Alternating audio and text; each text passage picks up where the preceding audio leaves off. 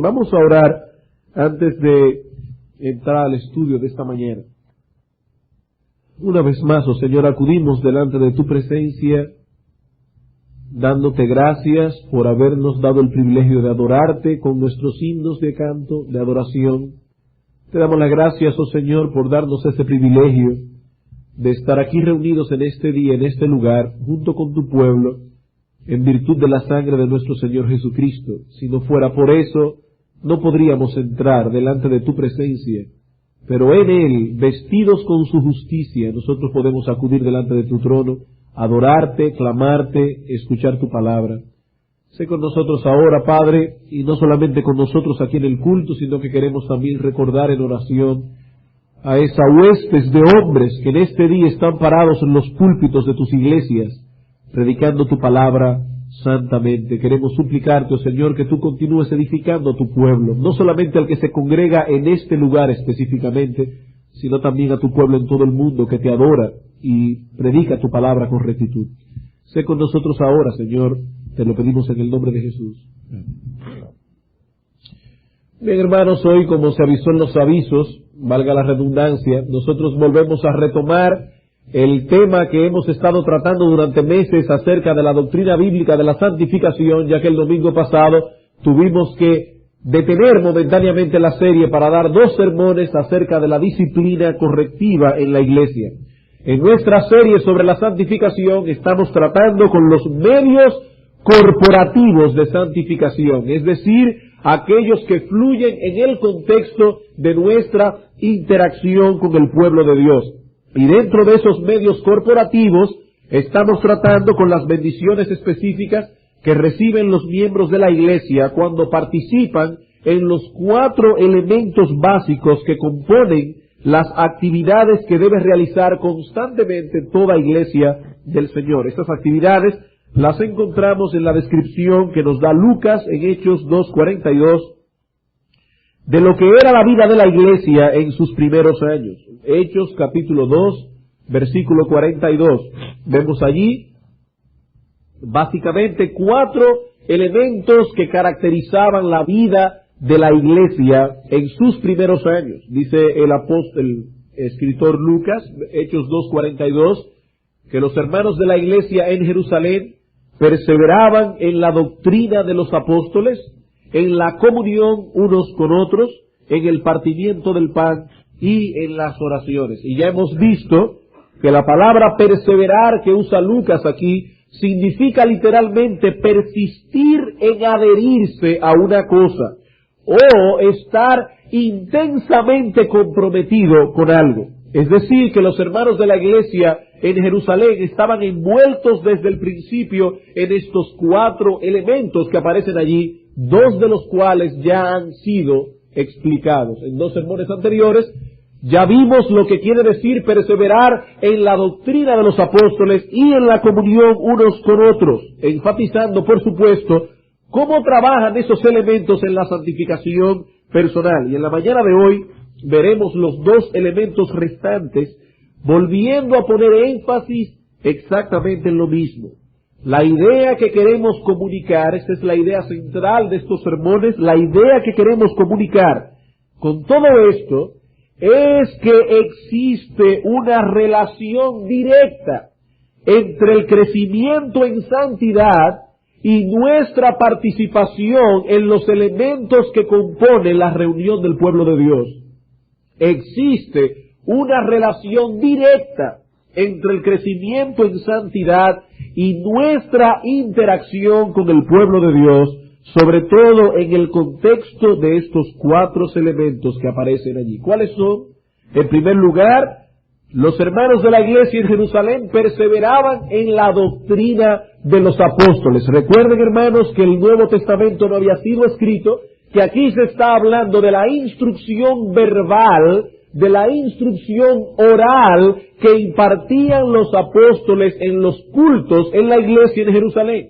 Y los hermanos de la iglesia persistían, perseveraban, se adherían a escuchar constantemente la predicación apostólica. En segundo lugar, ellos perseveraban en la comunión unos con otros, en esa relación tan estrecha que existe entre los miembros de la familia de Dios, donde los santos se amonestan unos a otros, se alientan unos a otros, se sirven unos a otros, se edifican unos a otros. Y ahora nuestro texto añade, perseveraban en el partimiento del pan. Y ese es el tercer elemento que nosotros queremos estudiar en esta mañana.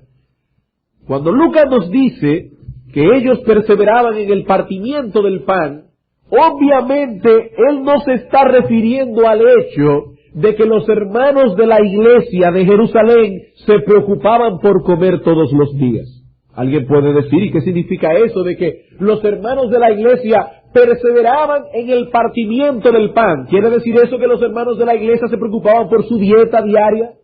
Por supuesto que no. Es como si Lucas escribiera en el libro de los Hechos que después que los 3,000 se convirtieron en el día de Pentecostés, perseveraban en respirar todos los días. Bueno, eso es obvio que perseveraban en respirar todos los días y en comer todos los días, porque de lo contrario se hubieran muerto de hambre o se hubieran muerto por asfixia. Cuando Lucas dice que ellos perseveraban en el partimiento del pan, se está refiriendo al hecho de que los hermanos de la iglesia persistían en observar la ordenanza que el Señor nos dejó de la Santa Cena.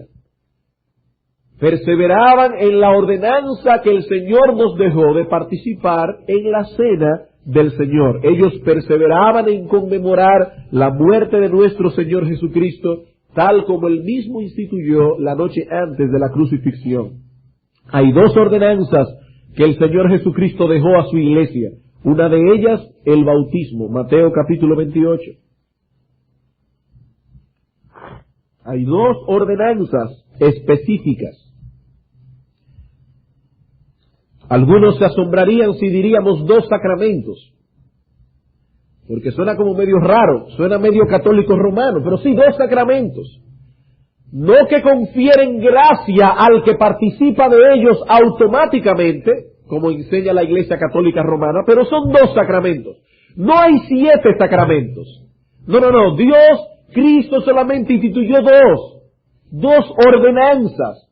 El bautismo y la Santa Cena. Mateo capítulo 28, versículos 18 al 20, dice, toda potestad me es dada en el cielo y en la tierra, por tanto, id y haced discípulos a todas las naciones, bautizándolos en el nombre del Padre, y del Hijo, y del Espíritu Santo. La iglesia tenía esta orden del Señor de que todas las personas que recibieran la palabra, se convirtieran a Cristo, fueran bautizadas. Y la otra ordenanza es la Santa Cena. Primera a los Corintios capítulo 11. Primera a los Corintios capítulo 11, versículos 23 al 26. Dice el apóstol Pablo, porque yo recibí del Señor lo que también os he enseñado, que el Señor Jesús, la noche que fue entregado, tomó pan, y habiendo dado gracias, lo partió y dijo, tomad, comed, esto es mi cuerpo que por vosotros es partido, haced esto en memoria de mí. Asimismo tomó también la copa después de haber cenado, diciendo, esta copa es el nuevo pacto en mi sangre, haced esto todas las veces que la bebiereis en memoria de mí. Así pues, todas las veces que comiereis este pan y bebiereis esta copa, la muerte del Señor anunciáis hasta que Él venga. Y los hermanos de la iglesia primitiva, de los primeros años de la iglesia, fueron obedientes a estas dos ordenanzas o mandatos del Señor. Vamos a Hechos otra vez, capítulo 2. Hechos capítulo 2, y vamos a leer de nuevo los versículos 41 y 42. Dice Lucas, hablando de los 3,000 que recibieron la palabra el día de Pentecostés, dice, así que los que recibieron su palabra fueron bautizados, como ordenó Cristo en Mateo capítulo 28. Ellos fueron bautizados y se añadieron aquel día como 3,000 personas, y esos que fueron bautizados perseveraban en el partimiento del pan, perseveraban en la celebración de la Santa Cena. Hay un orden aquí que no debemos pasar por alto, hermanos. Los que recibieron la palabra primero fueron bautizados, añadidos a la iglesia, y era ese mismo grupo que perseveraba en el partimiento del pan, es decir, primero debemos añadirnos a través del bautismo a un grupo específico de creyentes, a una localidad específica de creyentes en Cristo. Somos añadidos a esa localidad a través del bautismo. Generalmente, digo generalmente porque otros pueden ser recibidos de otra congregación, pero que previamente ya han sido bautizados. Y entonces, luego de haber sido añadidos a la iglesia, participamos de la ordenanza de la Santa Cena. No es nuestra intención en el sermón de esta mañana desarrollar aquí el tema de la Cena del Señor, porque no tenemos el tiempo disponible para eso. Recuerden, hermanos, que estamos hablando de la santificación del creyente. Ese es el tema que nos ocupa. Por lo tanto, lo que queremos ver aquí en esta mañana es cómo contribuye el participar en la Santa Cena a nuestra santificación personal. Ese es el tema que queremos tratar. ¿Qué relación existe entre participar de la Cena del Señor y nuestro crecimiento en santidad? Hermanos, cuando la Santa Cena es realizada en el marco de lo que Cristo ordena en su palabra, y los creyentes participan de ella adecuadamente, esta contribuye en el desarrollo de nuestra santificación, y esto de tres maneras específicas. Podríamos mencionar más, pero estas tres son suficientes. En primer lugar, la Santa Cena contribuye a nuestra santificación personal porque esta demanda reflexión profunda y de corazón tocante a nuestra relación personal con Cristo. Repito, participar adecuadamente de la Santa Cena contribuye a nuestra santificación personal, porque esta demanda una reflexión profunda y de corazón, sobre todo en lo tocante a nuestra relación con Cristo. Primero a los Corintios 11 otra vez. Primero a los Corintios capítulo 11,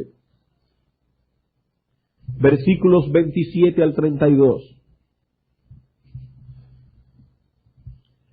La Santa Cena demanda una reflexión profunda y de corazón, sobre todo en lo tocante a nuestra relación con Cristo.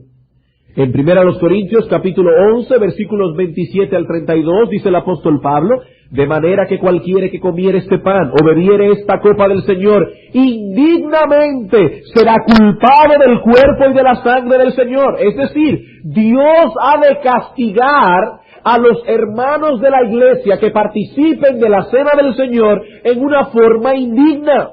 ¿Y cuál es la forma digna de participar de la cena? Dice Pablo: por tanto, pruébese cada uno a sí mismo y coma así del pan y beba de la copa, porque el que come y bebe indignamente, sin discernir el cuerpo del Señor, juicio come y bebe para sí, por lo cual hay muchos enfermos y debilitados entre vosotros y muchos duermen, que es la expresión que usa el Nuevo Testamento para decir muchos han muerto.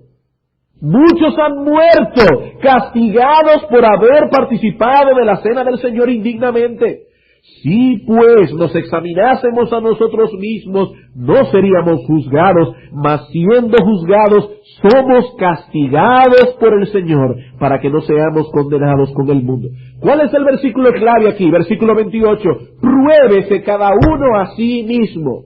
En otras palabras, examínese cuidadosamente antes de cumplir el requisito de participar en la cena del Señor. Particularmente, pruébese en lo concerniente a la realidad y vitalidad de nuestra presente relación con el Señor Jesucristo. Porque a la larga es esto lo que determina la vitalidad de nuestra vida cristiana. Hermanos, un creyente está creciendo en el Señor no cuando lee mucha Biblia, no cuando asiste fielmente a los cultos, no cuando evangeliza mucho. Todo eso está incluido allí. Pero la marca primordial de que una persona está creciendo en el Señor es cuando su relación con Cristo es cada vez más estrecha. Una persona puede en la carne leer mucha Biblia. Una persona puede en la carne asistir a todos los cultos. Una persona puede en la carne salir a predicar. Lo que determina la vitalidad de una vida cristiana que está creciendo es la relación personal con el Señor Jesucristo. Dice la Biblia que Cristo es la vid. Nosotros somos los pámpanos. Estamos vivos espiritualmente porque estamos unidos a Él. Es decir, así como las ramas de un árbol están vivas porque reciben la savia del tronco del árbol, así también nosotros vivimos por Él, recibimos nuestra vida de Él. Cristo dice, porque yo vivo, vosotros también viviréis. Por tanto, la vitalidad y el verdor de dicha vida cristiana depende de cuán profunda y cercana sea nuestra relación con Cristo.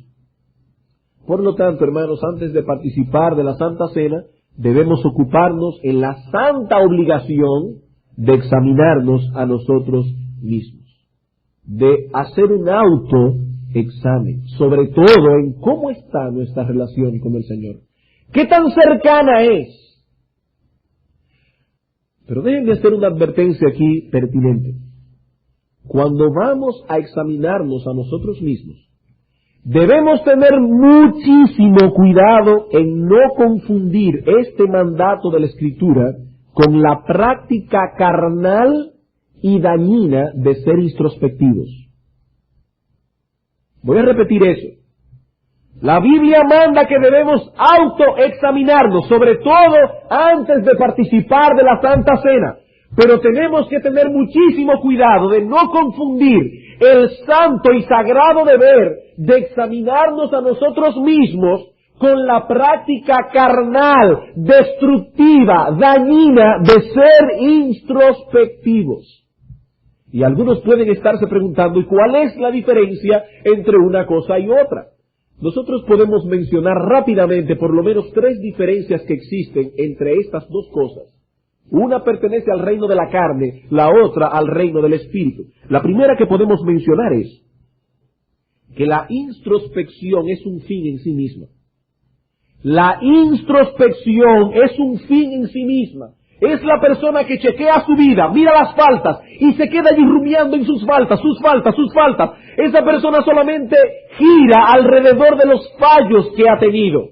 Y se queda allí cayendo cada vez más en abatimiento, depresión y desesperanza por la falta cometida. La persona introspectiva vive en depresión constante. Esa persona solamente gira alrededor de su problema, la falta que ha cometido. Y eso lo lleva a la desesperanza, eso lo lleva al abatimiento, eso lo lleva a la depresión. Sin embargo, el autoexamen tiene como meta llevarnos a Cristo. El autoexamen tiene como meta llevarnos a Cristo. Son dos cosas muy diferentes. Hermanos, nunca debemos mirar nuestros pecados sin mirar también la cruz de Cristo. Nunca. Si una persona se queda observando cuidadosamente sus pecados y no va directamente a la cruz de Cristo, terminará en depresión. Dice 2 Corintios capítulo 7, versículo 10, que la tristeza que es según Dios produce debatimiento, produce desesperanza, produce depresión. No, el texto dice la tristeza que es según Dios produce arrepentimiento. La tristeza que es según Dios produce arrepentimiento.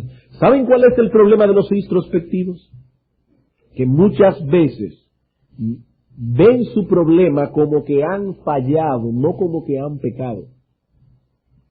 El problema del introspectivo es, he fallado otra vez. Cuando una persona ve su problema como que ha pecado, ahí tiene su solución. Primera de Juan, capítulo 1, versículo 9. Si confesamos nuestros pecados, Él es fiel y justo para perdonar nuestros pecados y limpiarnos de toda maldad. Pero si enfocamos el problema desde el punto de vista de nuestro orgullo herido por haber fallado, no hay solución. Si miramos nuestro problema desde el punto de vista del orgullo herido, he fallado, no hay solución. A menos, por supuesto, que cambies de enfoque. Y en vez de decir he fallado, digas he pecado y el trono de la gracia está delante de mí. Cristo con los brazos abiertos esperando para perdonarme. Esa es la diferencia, hermanos. Porque no podemos cambiar el pasado. Cuando yo enfoco mi problema como que he fallado, ya yo no puedo hacer nada para remediarlo, ya fallé. Yo no puedo cambiar el pasado. Pero cuando el problema es que he pecado, yo sí puedo recibir perdón de Dios, si confesamos nuestros pecados. La segunda diferencia que podemos notar entre la introspección y el autoexamen es que la introspección nos lleva a menudo, no siempre, pero a menudo, a evaluarnos a nosotros mismos, pero no a la luz de lo establecido por Dios en su palabra. Pero no a la luz de lo establecido por Dios en su palabra. Lo que quiero decir es que el introspectivo crea a menudo sus propios patrones de santidad y luego se pasa la vida juzgándose conforme a ellos. Él crea sus propios patrones de santidad y luego se pasa la vida entera rumiando sus faltas. En el autoexamen, la palabra de Dios es nuestra regla o norma de juicio. Por eso, hermano, óyeme bien, cuando te dediques a autoexaminarte, haz el esfuerzo de ponerle nombre a tu pecado. ¿Cuál es el pecado que tú has cometido? ¿Cuál es el mandato bíblico, el principio escritural que has violado? Y eso te va a salvaguardar de no estar autoexaminándote por tus propios criterios de lo que es la santidad. ¿Cuál es el pecado que has cometido? Ponle un nombre. Oblígate a ti mismo a buscar en la palabra cuál es el nombre que tiene tu pecado, de acuerdo a lo que Dios enseña en su palabra. Y eso te ayudará a autoexaminarte a la luz de lo establecido por Dios, no de tus propios patrones de santidad. Y la tercera diferencia que podemos mencionar entre ambas cosas es que la introspección se realiza sin depender del Espíritu Santo en oración. Es una actividad natural. Sin embargo, el autoexamen, al no ser algo natural en nosotros, a nadie le gusta autoexaminarse bíblicamente. Y como no es algo natural, solo puede realizarse en un espíritu de oración y de dependencia de Dios. Allí tenemos al salmista en el Salmo 139, versículos 23 al 24. Mi corazón, oh Dios, examina y conócelo. Pruébame y conoce mis pensamientos y ve si hay en mí camino de perversidad y guíame en el camino eterno. Aquí hay un hombre que se está autoexaminando. Vemos al salmista que no solo desea saber cuáles son sus pecados para quedarse contemplándolos y lamentándose en ellos hasta llegar a una depresión. Él no dice, Señor, yo quiero saber cuáles son mis pecados para castigarme a mí mismo por haberlos cometido. No. El salmista dice, Señor, yo quiero saber cuáles son mis pecados. Pruébame, ve si hay en mí camino de perversidad, pero para que me guíes por el camino eterno. No para quedarme allí contemplando mi pecado, no para quedarme allí lamentándome sobre ellos hasta llegar a una depresión, no. El salmista dice, yo quiero saber cuál es el camino que te agrada a ti para cambiar de rumbo. Yo quiero saber cuáles son mis pecados para traerlo delante de tu trono en arrepentimiento. Incluso noten, hermanos, que en 1 Corintios capítulo 11, el apóstol Pablo dice, pruébese cada uno a sí mismo, y luego añade, y coma así del pan y beba de la copa. En otras palabras, el apóstol Pablo está presuponiendo que el autoexamen te guiará al arrepentimiento, y el arrepentimiento a una correcta relación con el Señor para que participes de la Santa Cena. Aquí dice, pruébate para que participes de la cena. No pruébate para que no la tomes. Porque él presupone que al probarte y examinarte, si puedes ver pecado, eso te guiará al arrepentimiento y por tanto podrás participar tranquilamente de la cena del Señor. Examínate para que tomes la cena. Así que, hermanos, la cena del Señor contribuye a nuestra santificación porque participar de ella adecuadamente exige, demanda ocuparnos en el deber de autoexaminarnos, sobre todo en lo tocante a nuestra relación personal con Cristo. Y eso contribuye a nuestra santificación. Segundo, la Santa Cena contribuye a la santificación porque ésta demanda el hacer memoria de Cristo con profunda gratitud. La Santa Cena demanda el hacer memoria de Cristo con profunda gratitud. ¿Cuál es el propósito central de la Santa Cena? Cristo lo revela claramente cuando dice, haced esto en memoria de mí. La Santa Cena es un memorial, es un recordatorio demanda de los participantes un esfuerzo consciente de llevar nuestros pensamientos a rememorar, a recordar con gratitud la obra de salvación que nuestro Señor Jesucristo realizó en la cruz a nuestro favor. Y alguien puede decir, ¿y en qué contribuye eso a nuestra santificación? Alguien dijo en una ocasión, el hombre más santo de esta iglesia, no de esta, porque el que lo dijo estaba en otra iglesia, pero él dijo, se aplica, el hombre más santo de esta iglesia o del mundo es aquel que por encima de todas las cosas confía, admira y ama al Señor Jesucristo. ¿Quién es aquel que está creciendo en santidad? Aquel que está creciendo en confianza, admiración y amor por el Señor Jesucristo. Hermanos, todo deber que un creyente realice que no sea motivado por un sincero amor a Cristo es observado con desagrado por parte de Dios. Todo deber que sea realizado y no por motivo de un sincero amor a Cristo es visto con desagrado a los ojos de nuestro Dios. Cuando hay amor de Cristo en el corazón, ese amor se convierte en una fuente inagotable de motivación para el creyente, en una fuente inagotable de pasión por Cristo. Hubo un hombre en la historia de la iglesia, el conde Nicolás von Zinzendorf. Ese hombre llegó a ser famoso por su entrega al Señor y por la forma en que puso su dinero al servicio del Señor. Ese hombre solía decir cuando tenía 12 años de edad, yo solo tengo una pasión en mi vida y es Cristo. Alguien podía decir en ese momento, esas son cosas de muchacho. Pero la historia posterior demostró que ese muchacho de 12 años de edad realmente tenía una sincera y devota pasión por el Señor Jesucristo. Y cuando llegó la hora de administrar el dinero que tenía como conde que era, lo puso al servicio de la obra del Señor. Y la historia de la iglesia lo recuerda. Una sola pasión, decía él, Cristo. Y yo me pregunto, hermanos, ¿cómo es avivado el fuego de nuestro amor por Cristo? Pablo dice, según a los Corintios 5, 14 y 15, porque el amor de Cristo nos constriñe. No mi amor por Cristo.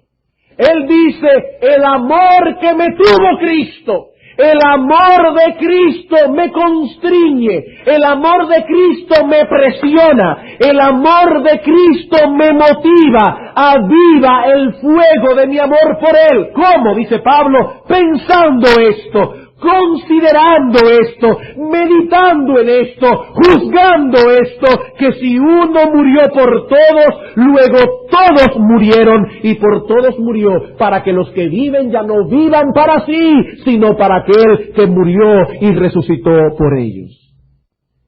Hermanos, el amor de Cristo obra en el corazón de un creyente cuando ese creyente hace un esfuerzo consciente de pensar en Él. Dice el apóstol Juan, Primera de Juan 4:19, nosotros le amamos a Él porque Él nos amó primero. Es el amor de Él que aviva el fuego de nuestro amor por Él. Pero hay que meditar en esas cosas. Y la Santa Cena contribuye a nuestra santificación precisamente porque participar de ella adecuadamente demanda el hacer memoria de nuestro Señor Jesucristo con profunda gratitud. Cuando partimos el pan, recordamos que su cuerpo fue partido en la cruz por nosotros. Cuando trituramos el pan con nuestros dientes, recordamos que asimismo nuestros pecados trituraron a Cristo en la cruz. Cuando tomamos el fruto de la vid, recordamos que su sangre fue derramada para nuestra salvación. Y eso contribuye a nuestra santificación personal. Tercero, la cena del Señor contribuye a nuestra santificación personal porque nos llama a alimentarnos de Cristo por la fe. La Santa Cena contribuye a nuestra santificación personal porque nos llama a alimentarnos de Cristo por la fe. Como decíamos hace un momento, la Escritura no enseña únicamente que recibimos nuestra vida de Cristo, sino también que estamos recibiendo vida de Él continuamente, progresivamente. Por eso Pablo dice en Colosenses capítulo 3, versículo 4, que Cristo es nuestra vida.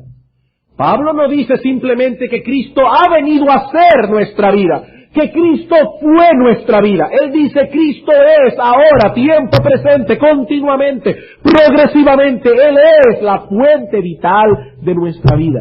Y lo mismo enseñó nuestro Señor Jesucristo en Juan capítulo 6, si quisiera que fueran ese texto conmigo. Juan capítulo 6, versículos 53 al 56. Y quiero que noten al leer el texto el uso que hace nuestro Señor del tiempo presente en este texto. No de tiempo pasado, de tiempo presente. Juan capítulo 6, versículos 53 al 56, Jesús les dijo, de cierto os digo, si no coméis, no si no comisteis, aquí dice si no coméis constantemente la carne del Hijo del Hombre y bebéis su sangre, no tenéis vida en vosotros. El que come constantemente, el que come mi carne y bebe mi sangre tiene vida eterna, y yo le resucitaré en el día postrero, porque mi carne es verdadera comida, mi sangre es verdadera bebida. El que come mi carne y bebe mi sangre, en mí permanece y yo en él. Y para que no me estén mirando con cara de hereje, déjenme hacer la aclaración de que Cristo no está hablando aquí de la Santa Cena. Hermanos y amigos, Cristo no está hablando aquí en absoluto de la Santa Cena. Esa institución, esa ordenanza, fue instituida la noche antes de su muerte. Así que no tenemos derecho a tomar ninguna palabra de Cristo anterior a ese evento de la crucifixión como si fuera la cena del Señor. Juan capítulo 6 no habla por parte de la cena del Señor. Comer la carne de Cristo y beber su sangre no es comerse el pan en la Santa Cena ni beber el fruto de la vid, porque Cristo no está hablando de eso. El contexto de todo el discurso del pan de vida es que Cristo está usando las figuras de comer y beber carne y comer comida y beber bebida para ilustrar lo que significa creer en Cristo, lo que significa apropiarse de Cristo por la fe. Noten cómo el Señor iguala en nuestro texto el comer y beber con el creer. Él dice, el que come mi carne y bebe mi sangre tiene vida eterna, pero noten lo que dicen otros textos, versículo 28 al 29, del mismo capítulo 6. Le dijeron los judíos, ¿qué debemos hacer para poner en práctica las obras de Dios? Los judíos siempre pensando en salvación por obras. ¿Qué es lo que tenemos que hacer? Respondió Jesús y le dijo, esta es la obra de Dios, que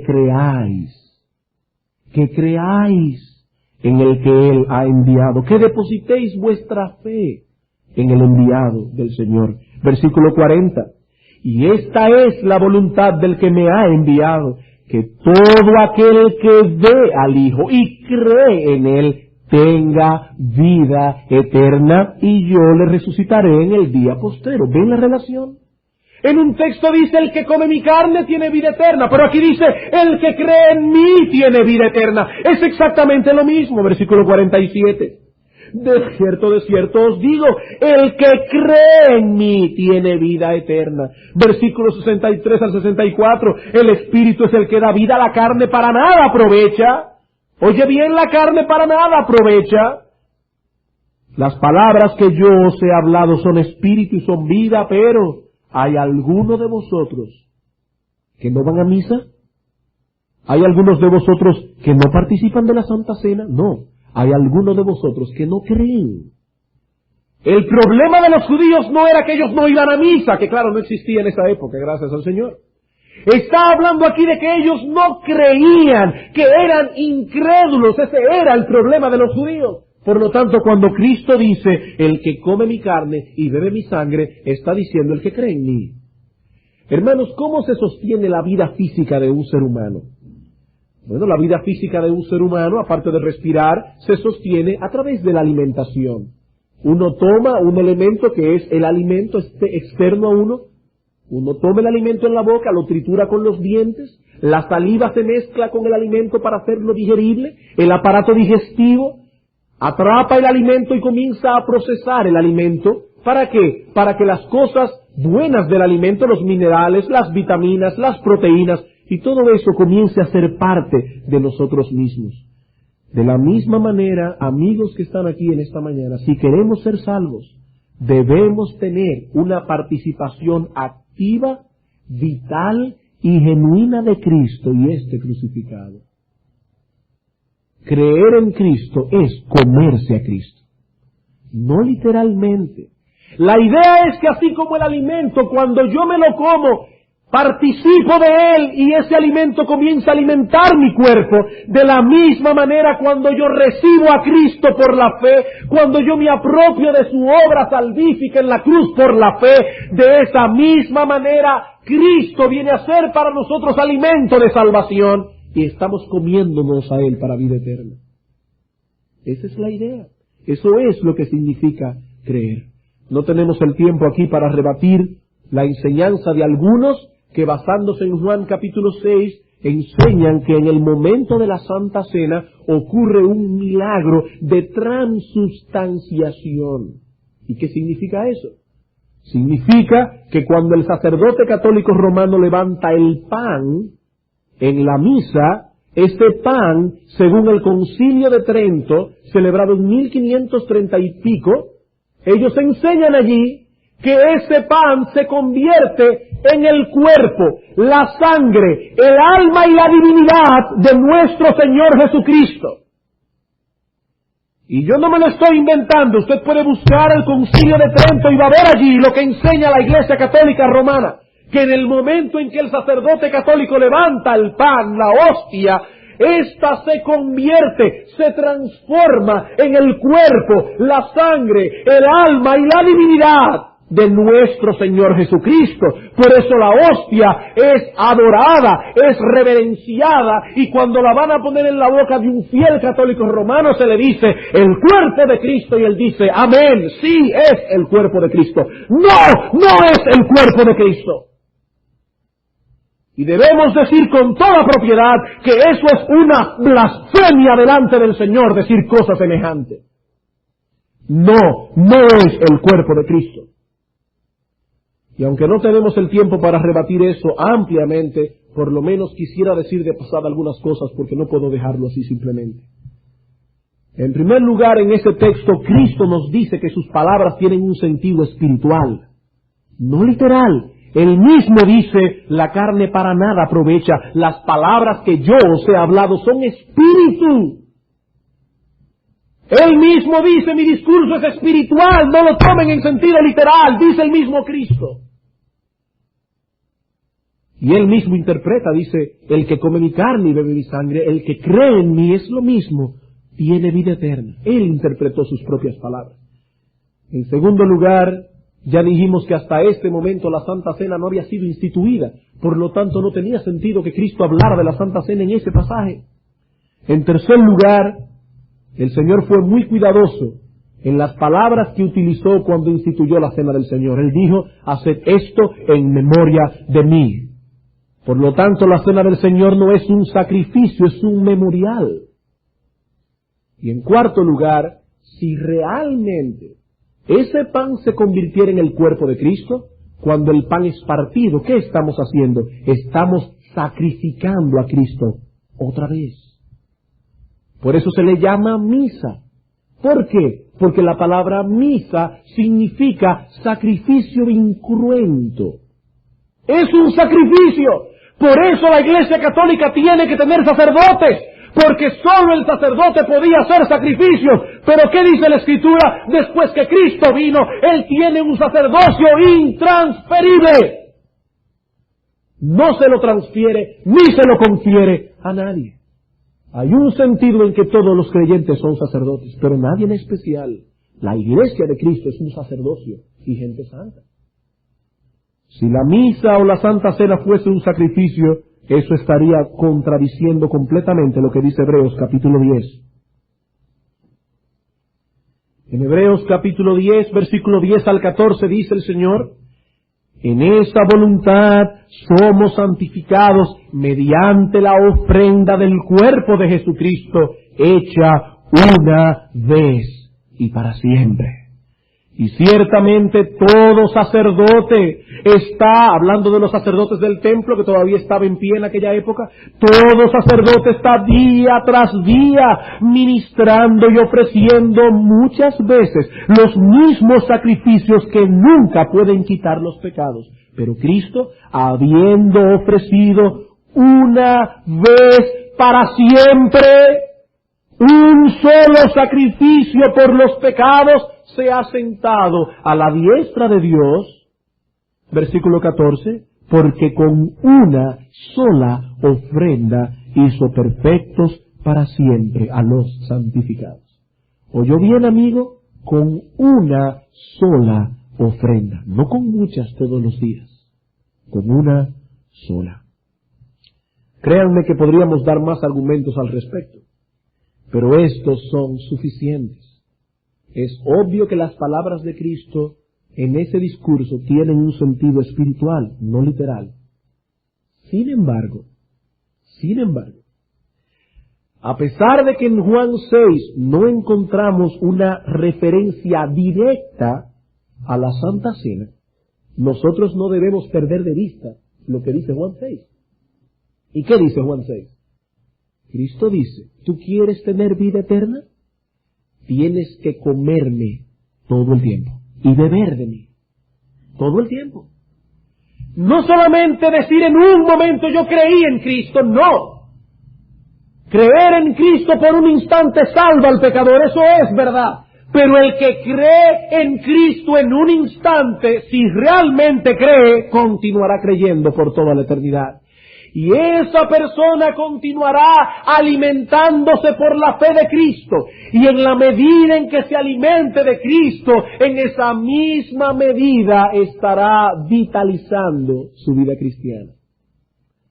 La vitalidad de nuestra vida cristiana depende de qué tanto nos alimentamos de Cristo por la fe. Y yo me pregunto, ¿acaso no es en el cumplimiento de esta ordenanza que tenemos el mejor momento para meditar en la verdad contenida en Juan capítulo 6? ¿Acaso no es el mejor momento para meditar en esa verdad? Hermanos, la Santa Cena provee una excelente oportunidad para meditar en el hecho de que nuestra vida presente se desarrolla y se fortalece alimentándonos de Cristo por la fe. Sabemos que Cristo no está presente en el pan y en el fruto de la vid, pero tales elementos nos ayudan a hacer memoria de su cuerpo partido y de su sangre derramada. Tenemos vida espiritual porque en un momento dado, en el pasado, nos apropiamos de esa obra redentora por medio de la fe. Pero lo que no queremos pasar por alto es que esa vida que tenemos ahora en Cristo se nutre y se fortalece cuando continuamos nutriéndonos de Cristo por medio de la fe. ¿Somos débiles? Él es nuestra fortaleza. ¿Somos ignorantes? Él es nuestra luz. Somos pecadores, Él es nuestra justicia. Por eso dice la Escritura, separados de Él, nada podemos hacer. Hermano, ¿tu vida espiritual está languideciendo? ¿Sientes que tus emocionales han perdido el brillo? ¿Sientes falta de celo y de ardor por Dios en tus oraciones? Tu único problema es, te has alejado de Cristo. Te has alejado de Cristo, no has estado alimentando por la fe la relación que tienes con Cristo. Separados de Él nada podemos hacer. No es hacer cosas por Cristo, es apartar tiempo para estar con Cristo, para meditar en Cristo, para fortalecer y nutrir nuestra relación con Cristo. Y la Santa Cena es un momento excelente para ello, y en ese sentido contribuye a nuestra santificación. Bien, hermanos, como hemos podido ver hasta ahora en nuestro texto de Hechos 2:42, nadie puede desarrollarse individualmente en santificación si no hace un uso adecuado, responsable e inteligente de estos medios corporativos que aparecen en nuestro texto. ¿Cuáles son? Hechos 2:42. someterse constantemente a la predicación pública de la palabra por los hombres que Dios ha instituido para ello, la comunión de los unos con los otros, la participación de la Santa Cena, y ahora añade el último elemento que veremos más brevemente, la oración corporativa. Dice el apóstol Lucas, bueno, no apóstol primario, pero sí secundario, dice aquí: perseveraban en la doctrina de los apóstoles, en la comunión unos con otros, en el partimiento del pan y en las oraciones. Existe cierta discusión entre los exégetas respecto al contexto en que se desarrollaba esta oración de la que habla Lucas aquí. Algunos dicen que se refiere al hecho de que los creyentes aprovechaban las horas de oración del templo de Israel y se congregaban en el templo a orar. Lo vemos en Hechos 3, versículo 1.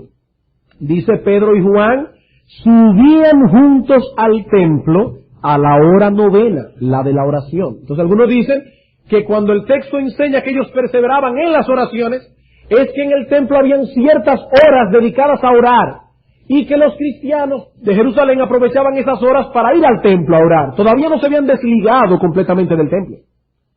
Otros dicen que no, que se refiere a tiempos específicos que los cristianos solos apartaban para orar. Hechos 4,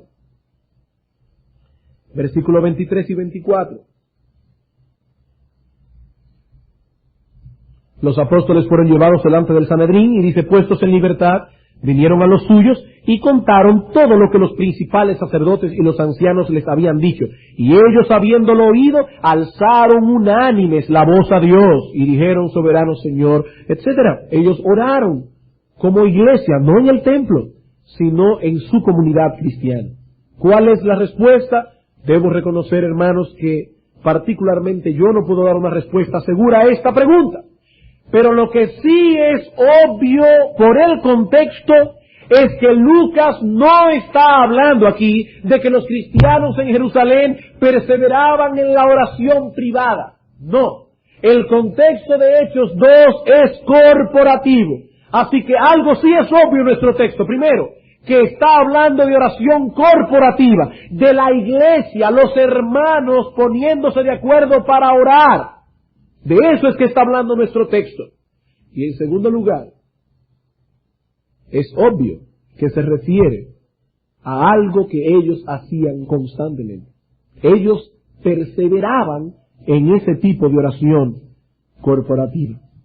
Y es penoso, hermanos, ver cómo muchos creyentes restan importancia a ese medio de santificación que el Señor nos ha dejado.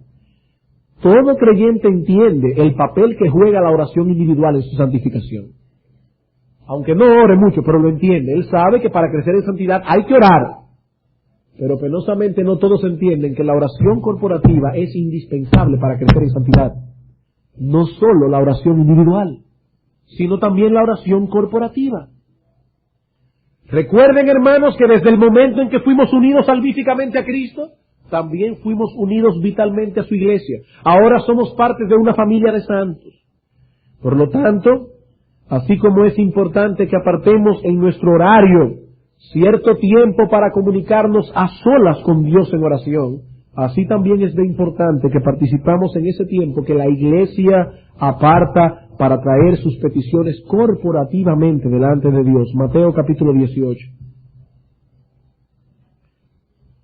Mateo capítulo 18.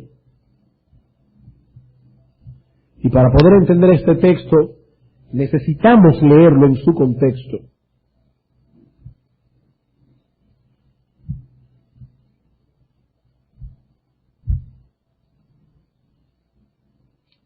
Versículo 15, Mateo capítulo 18, versículo 15, un texto que estudiamos la semana pasada con más detenimiento, pero ahora queremos verlo en el contexto de la oración. Dice: por tanto, si tu hermano peca contra ti, ve y repréndele estando tú y él solos.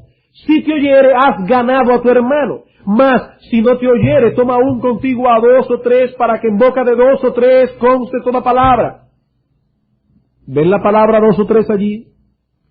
Si no los oyere a ellos, a los 2 o 3, dilo a la iglesia. Y si no oyere a la iglesia, tenle por gentil y publicano. ¿A qué iglesia se está refiriendo el Señor en ese texto? Se está refiriendo a una comunidad específica de creyentes que se reúnen a adorar al Señor en un lugar específico. Tan específico es este grupo de creyentes que aquí se nos habla incluso de la posibilidad de excluir a una persona de la membresía de esa iglesia. Nosotros no podemos excluir a nadie de una iglesia si no sabemos quiénes son los que pertenecen a ella. Estamos hablando aquí de una iglesia, funcionando como iglesia, en un lugar específico, con sus pastores, con los hermanos que la componen, con los miembros que la componen.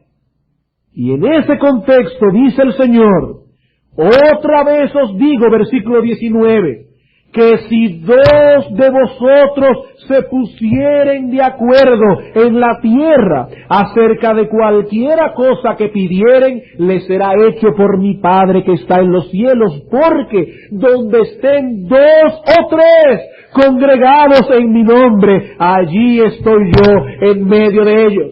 ¿A qué se refiere ese dos o tres? A que dos o tres hermanos un miércoles pueden irse a una pizzería y allí está Cristo presente en la promesa que promete ese texto. No podemos leer esos dos o tres que aparecen en Mateo versículo 20 fuera del contexto de lo que ha dicho antes. Se está refiriendo a su iglesia. Todo ese texto habla de una iglesia funcionando como iglesia, y dice el Señor que cuando la iglesia se pusiere de acuerdo en la tierra acerca de cualquiera cosa que le pidieren a su Padre, Dios promete otorgarla. Ese es el contexto de Mateo 18. Hermanos, si nosotros creyésemos esta promesa, ¿cuánto empeño pondríamos en venir a congregarnos con el pueblo de Dios en aquellos momentos que la iglesia aparta para dedicarse a la oración corporativa? ¿Cuánto empeño pondríamos si creyésemos esa promesa? Hermanos, ¿y cómo contribuye a nuestra santificación esto? El venir aquí y escuchar cómo Dios se ha manifestado en la vida de la iglesia, o cómo Dios ha bendecido al hermano fulano o a la hermana fulana. Eso fortalece nuestra fe, eso alimenta nuestra fe, eso contribuye a nuestra santificación, hermano. El venir a aquellos momentos en que la iglesia ora corporativamente. Y no solo eso, es también en el culto de oración mayormente donde nos enteramos de los problemas específicos que están enfrentando nuestros hermanos en la fe. Y eso nos mueve no solamente a orar por ellos, sino también a involucrarnos en ese problema en la medida de nuestras posibilidades. ¿Y saben cómo eso contribuye a nuestra santificación? Mortificando nuestro egoísmo y nuestro individualismo. ¿A cuántos no nos ha pasado que venimos a la iglesia pensando en nuestro problema, como si el mundo entero girara alrededor de nuestro problema? Quisiéramos que el domingo, el lunes en la mañana, en primera plana, en vez de aparecer el problema del Golfo Pérsico, apareciera nuestro problema porque es más grave aún. Y luego venimos a la iglesia y escuchamos, vamos a orar por el hermano fulano de tal, cuya vida estuvo peligrando en tal y tal tiempo. Vamos a orar por la hermana fulana, que le están desalojando de su casa y le van a tirar todas las cosas afuera mañana mismo y no tiene dónde vivir. Y entonces uno comienza a pensar, entonces parece que mi problema no era tan grave. Eso ayuda, hermanos, a mortificar nuestro egoísmo. Además, comienzas a involucrarte en el problema del hermano, en orar por el hermano, en preguntarle al hermano, y aún hasta solucionarle el problema si está en tus manos. Y eso sigue mortificando tu raíz de egoísmo y de individualismo. Solo bastaría leer el libro de los Hechos para ver las bendiciones que la iglesia recibía en el contexto de las oraciones corporativas. No lo busquen, pero si nosotros leemos el libro de los Hechos, vamos a ver en el capítulo 4 cómo después de una persecución los hermanos se reunieron a orar. Y dice Hechos 4:31, cuando hubieron orado, todos fueron llenos del Espíritu Santo y hablaban con denuedo la palabra de Dios. El poder de Dios le plugo manifestarse en esa iglesia. Cuando estaban orando corporativamente, todos fueron llenos del Espíritu Santo. y hablaban con denuedo la palabra de Dios. Luego seguimos leyendo y le llegamos al capítulo 12, cuando Herodes, ese perverso, metió a Pedro en la cárcel. Y me fascina lo que dice Hechos capítulo 12, versículo 5. Dice así que Pedro estaba custodiado en la cárcel. Allí estaba Pedro, impotente, metido en una cárcel romana, custodiado por soldados. Pero ¿saben lo que dice el texto? Pero, wow, ¿cuánto vale ese pero? ¿Cuánta diferencia hace ese pero? Allí estaba el apóstol en la cárcel, custodiado, pero la iglesia estaba actuando. ¿Y cómo estaba actuando la iglesia? Escribiendo una carta de indignación al Senado romano, hablando del atropello que se había cometido contra el apóstol Pedro, haciendo manifestaciones masivas frente al palacio de Tiberio César. ¿Qué estaba haciendo la iglesia? Dice, pero la iglesia hacía sin cesar oración a Dios por él. Hermanos, ¿y qué fuerza podía contra una iglesia que estaba haciendo oración a Dios sin cesar por el apóstol Pedro? ¿Acaso podría el miserable imperio romano impedir que Pedro fuese libertado? Por supuesto que no. La iglesia hacía sin cesar oración a Dios por él. Y seguimos leyendo y llegamos al capítulo 13. Y vemos a la iglesia de Antioquía dedicada a la oración corporativa y cómo en ese contexto el Espíritu Santo mostró a quienes se le había apartado para la obra del Señor. Dice, ministrando estos al Señor y ayunando, dijo el Espíritu Santo, apartadme a Bernabé y a Saulo para la obra que los he llamado. ¿Pero qué estaban haciendo ellos? Ministrando y ayunando al Señor. Hermanos, cuando oramos corporativamente, estamos manifestando como cuerpo, como iglesia, como familia de santos que somos, estamos manifestando con ellos nuestra confianza y dependencia de Dios. Una iglesia que no ora adecuadamente como iglesia se encuentra desprovista de su fuente principal de poder. Y un creyente que se excluye voluntariamente de ese contexto sin una causa razonable, porque recuerden, hermanos, hay causas razonables que impiden que un hermano o una hermana venga a la iglesia a orar. Y Dios lo entiende eso. Hay causas razonables y Dios lo entiende eso. Pero cuando un creyente se excluye voluntariamente de ese contexto sin una causa adecuada, también está perdiéndose de las bendiciones que Dios ha diseñado enviar a su pueblo en ese contexto. Dice segunda de Crónicas 7:14, si se humillare mi pueblo, y oraren, y buscaren mi rostro, y se convirtieren de sus malos caminos, entonces yo oiré desde los cielos, y perdonaré sus pecados, y sanaré su tierra. Pero ¿cuándo? Cuando se humillare mi pueblo, y oraren, dice Dios, yo oiré desde los cielos. Bien, hermanos, espero que el Espíritu de Dios haya usado estos sermones que hemos titulado Creciendo en Santidad como parte de un cuerpo, para darnos una visión más profunda del papel que juega la iglesia en la santificación personal. Pero no solo debemos desear tener más luz, sino también tener un corazón sumiso y obediente. Porque cuando recibimos más luz acerca de algo, mayor es nuestra responsabilidad ahora. Hermanos, aquí nadie puede alegar ignorancia. Ya se ha hablado claramente del papel tan importante que juega la iglesia en la santificación personal. Y cuando recibimos más luz, mayor es nuestra responsabilidad. Una cosa es pecar por ignorancia. Otra cosa muy distinta es pecar contra la luz que se ha recibido. No podemos crecer en santidad si nos aislamos de ese contexto eclesiástico que Dios ha prometido bendecir. La exposición pública de la palabra, la comunión unos con otros, la participación de la cena del Señor y la oración corporativa. Lo último que podemos decir es que Dios nos ayude como iglesia a hacer un uso adecuado, responsable e inteligente de esos medios que Dios nos ha previsto para crecer en santidad. Vamos a orar. a meditar en estas cosas durante la tarde y a venir con un corazón preparado para seguir escuchando esta serie de estudios sobre la santificación personal. Vamos a orar. Una vez más queremos agradecerte a ti, Señor, el que tú nos hayas dejado medios a través de los cuales nosotros podemos crecer y desarrollarnos en la vida de santidad. Y una vez más queremos darte gracias por la Iglesia.